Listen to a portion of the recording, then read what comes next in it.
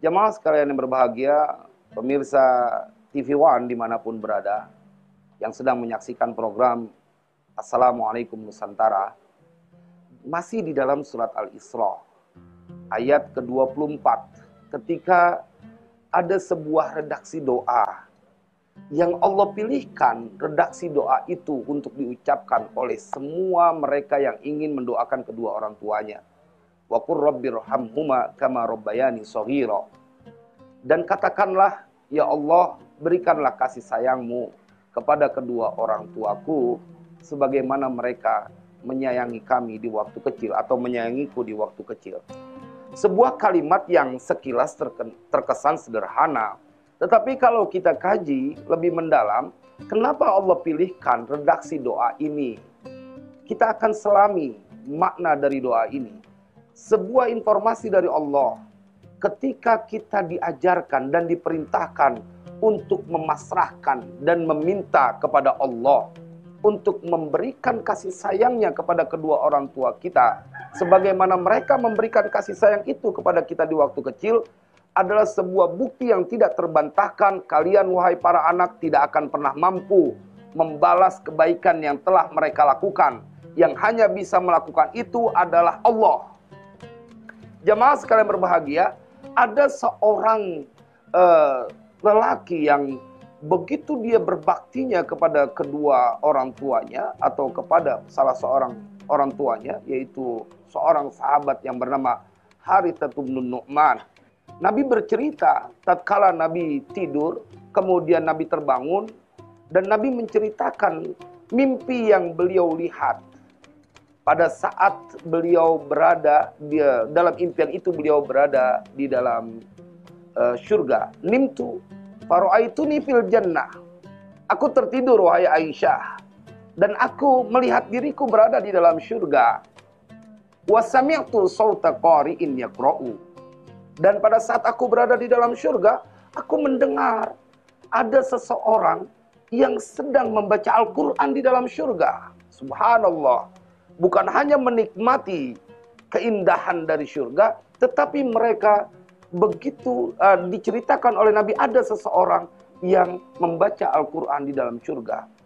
Kemudian Nabi bertanya kepada para malaikat, siapa tuh orang yang lagi membaca Al-Quran yang suaranya aku dengar? Para malaikat menjawab, itu adalah Harithah bin Nu'man, sahabat Nabi yang bernama Harithah bin Nu'man, yang pernah memberikan hadiah rumah, satu buah rumah, kepada salah seorang istri Nabi yang bernama Maria Al-Qibtiyah. Jemaah sekalian berbahagia, Nabi mendengar ini Harithah bin Nu'man berada di dalam syurga dan sedang membaca Al-Quran. Kemudian Nabi begitu mendengar jawaban para malaikat, Nabi kemudian berkomentar, kana abarron nasi bi ummihi.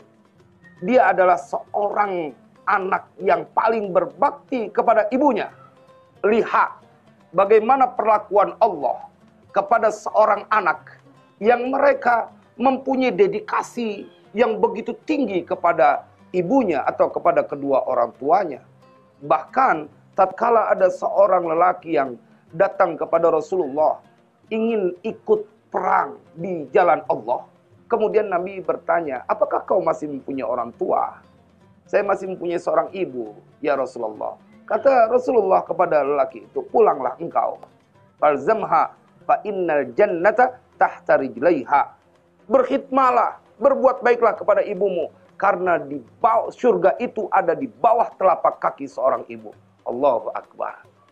Sebuah kedudukan yang luar biasa dikuatkan oleh Nabi SAW, bahwa di bawah telapak kaki ibu kita, keridhoannya, di situ juga ada surga Allah, keridhaan dari Allah Jalla Jalaluh. Karena itu jemaah sekalian berbahagia, saya pikir pengajian ini akan mudah-mudahan menggugah diri kita. Apa yang telah kita lakukan buat seorang wanita yang rela bertaruh nyawa, bersimbah darah saat melahirkan kita. Atau jangan-jangan engkau telah sibuk dengan kenikmatan dan kebahagiaan bersama istri dan anak-anakmu. Padahal pada saat ada seorang sahabat yang bertanya kepada Rasulullah SAW, apa amalan yang paling utama ya Rasulullah? Pertama, as-salatu ala waktiha. Yang kedua, birrul walidain.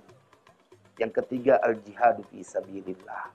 Jemaah, birrul walidain, berbakti kepada kedua orang tua.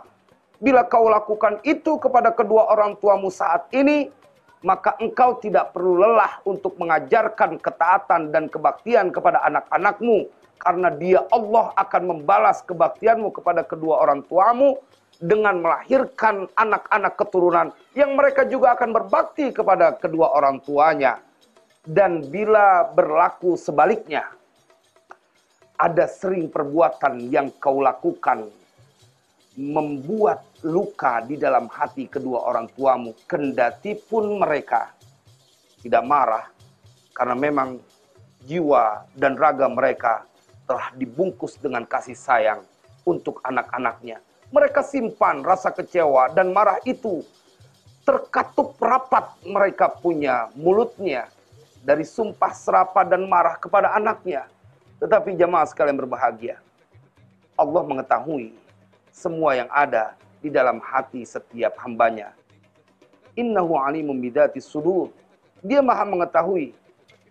Bila engkau lakukan itu dan belum mau untuk memperbaikinya, bersiaplah, saatnya kau akan dibuat berduka tanpa bertepi dari anak-anak yang kau sayang saat ini.